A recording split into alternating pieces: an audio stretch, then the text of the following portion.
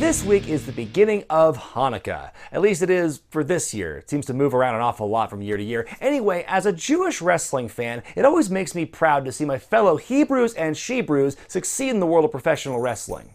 Though rarely featured in main event roles, Jews have been represented pretty well throughout pro wrestling's history, and over the years, the industry has responded in kind by marketing to Jewish fans. There's the cheesy, like this DX Yarmulke, the cringeworthy, like Maccabea Mania, and the patronizing, like Barry Horowitz. My plan this week is to rank the top 8 best Jewish wrestlers in history, but my compiling of this list was not without its challenges. First off, there are a lot of names thrown around on lists online, men and women who are supposedly Jewish, though in many cases they're unconfirmed, and the lists that mention them don't provide any sources. I'd like to include them, but until I can find some kind of confirmation, those guys and gals aren't going to be on this list. Second of all, there have been a lot of Jewish people in wrestling who've never set foot in the ring, yet still made huge impacts on the business. But I want to keep the proper 1 through 8 of this countdown specifically for in-ring competitors. I want to give those guys their due though, so right now I'm going to go through who I think are the best non-wrestling Jewish personalities in history.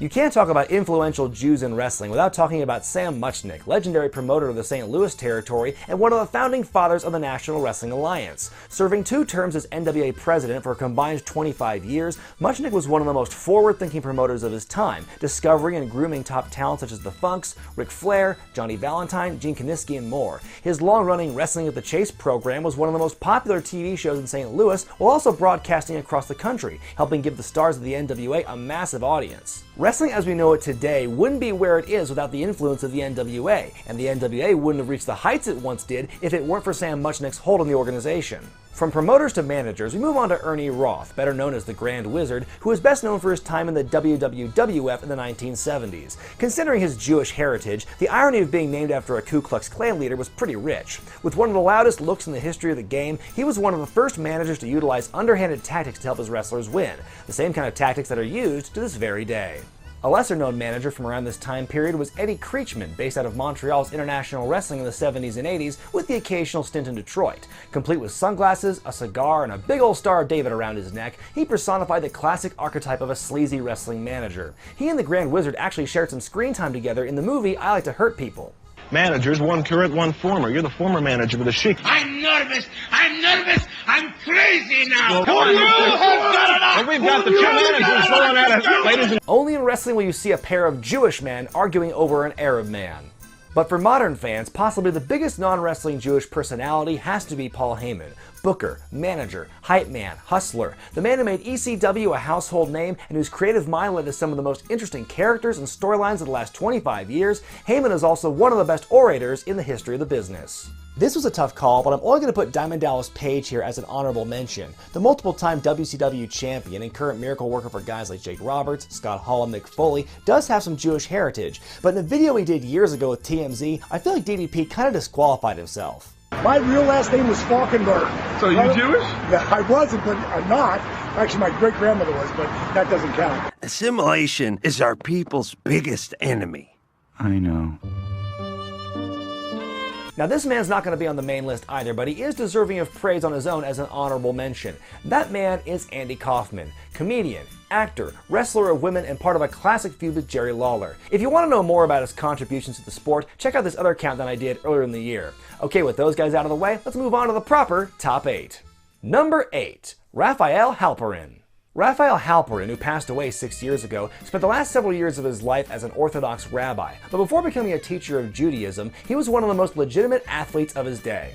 Born in Austria in 1924, Halperin came into wrestling by way of an early love of bodybuilding and karate, which some say he took up to defend himself from bullies. Throughout the 1950s, Halperin wrestled for Vincent Mann Sr.'s Capital Wrestling in the Northeast, before moving to Israel and helping popularize the sport there. While in Israel, he helped sell out the biggest indoor venue in the country. During his time as a wrestler, he allegedly won 159 consecutive matches. And he earned every victory he ever had to. According to lore, Halperin was notorious for refusing to break kayfabe and treated every match as a legitimate contest, which I'm sure made all the people he worked with very happy.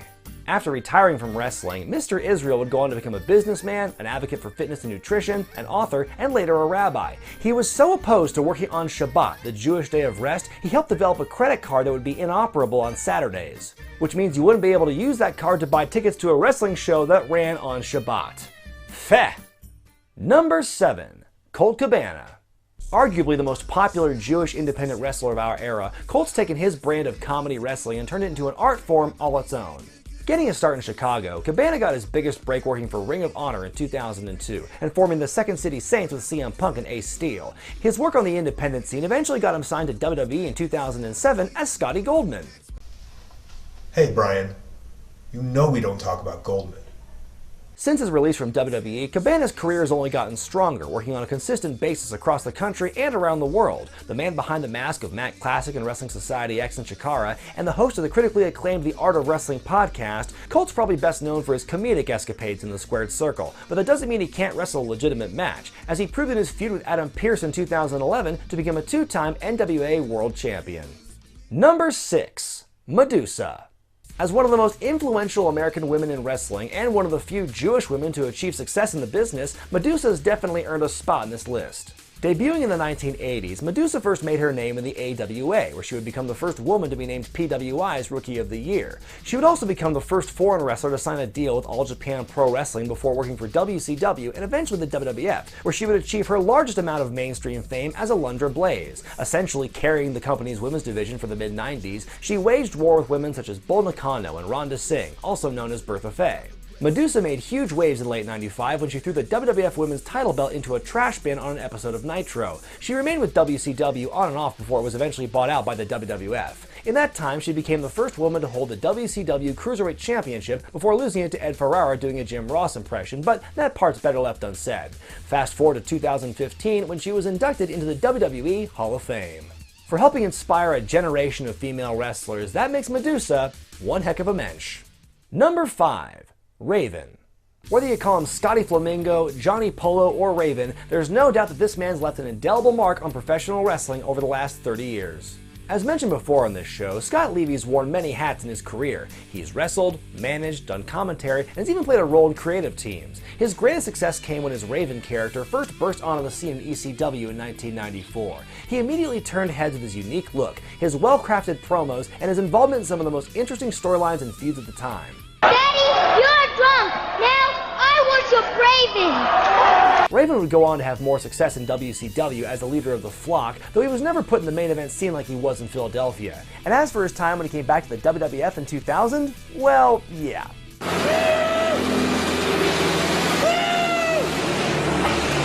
Raven would continue to be a powerful force in wrestling through the 2000s, winning the NWA World Championship while working for TNA, bringing his penchant for violence and madness everywhere he went. Whether it's his character, his oratory skills, or his innovation for violent matches, Raven has asserted himself as one of the greats.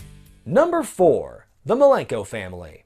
Father Boris, sons Joe and Dean, all amazing wrestlers in their own right. Rather than having to choose between them, I figured it'd be appropriate to put them all together in this entry. Family patriarch Boris wrestled from the 1950s into the late 70s, working across the southeastern part of the country for the majority of his career. Playing the character of a Russian agent to capitalize on the tension of the Cold War, Boris became a multiple-time champion in world class in Texas and championship wrestling from Florida. His two sons were able to carve their own paths in wrestling. Joe, the eldest, didn't make much of a splash in America, but built quite the career for himself in Japan, wrestling for All Japan from the late 80s to early 90s, where he'd become a two-time World Junior Heavyweight Champion. His younger brother Dean had by far the most mainstream success in America. Getting his break in the early days of ECW, he established himself as one of the top technical wrestlers in the world. The Iceman would go on to dominate in WCW, winning the Cruiserweight, US, and Tag Team Championships, and also serving as a member of the final incarnation of the Four Horsemen. He's also influenced many wrestlers, including Daniel Bryan, Rey Mysterio, CM Punk, Paul London, and countless others. Along with Chris Benoit, Eddie Guerrero, and Perry Saturn, Dean would jump ship to the WWF in 2000, and although his most memorable moment there is probably when he tried to hit on Lita, he has been able to endure and is currently a producer for WWE, so mazel tov to him. Number 3.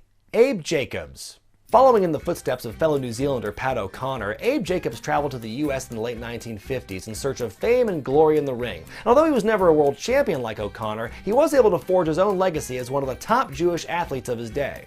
Upon arriving in the US, Jacob spent a year working for Capital Sports in the Washington, D.C. area, where he was billed as the Jewish heavyweight champion, no doubt an inspiration for Jeff Buchanan to create the Maccabi World Championship in 1997. While in America, Abe wrestled the likes of Buddy Rogers, Lou Thez, Gene Kiniski, and even O'Connor himself. His 1961 title bout with O'Connor marked the first time that two New Zealand-based wrestlers fought for a world championship on foreign soil. His finishing maneuver, the Kiwi leg roll, is one of the best-kept secrets in wrestling. It's been rarely duplicated, and Jacobs himself has never told anyone how to actually apply it. A multiple-time tag champ across the NWA territories, Jacob spent the last several years of his career working in the Carolinas for promoter Jim Crockett. He was one of the first wrestlers to lose to Nature Boy Ric Flair, which many say helped lend instant credibility and legitimacy to the young rising star. Younger fans may not know who Abe Jacobs is, but his list of accolades and accomplishments shows he is one kosher Kiwi.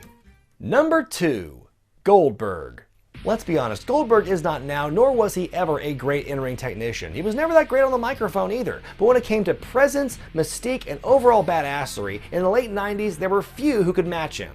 In his prime, few wrestlers were able to accomplish what Bill Goldberg did in the amount of time that he did, Jewish or otherwise. In WCW, Kevin Sullivan booked Goldberg brilliantly, building up a massive unbeaten streak, keeping his matches short and one-sided to build him up as a real world beater. It finally reached its peak in July of 1998 when he beat Hollywood Hogan in the Georgia Dome to become the WCW champion. Though Goldberg would never hold the world title in WCW again, he would go on to hold major gold in both of his WWE runs, once with the world title in 2003 and most recently with the Universal Championship earlier this year. One of the biggest stars WCW ever produced, a man with a rabid following that has lasted to this day and a hell of a dreidel player, Goldberg is easily one of the most successful Jewish wrestlers in history. And the number 1 best Jewish wrestler of all time is Randy Savage.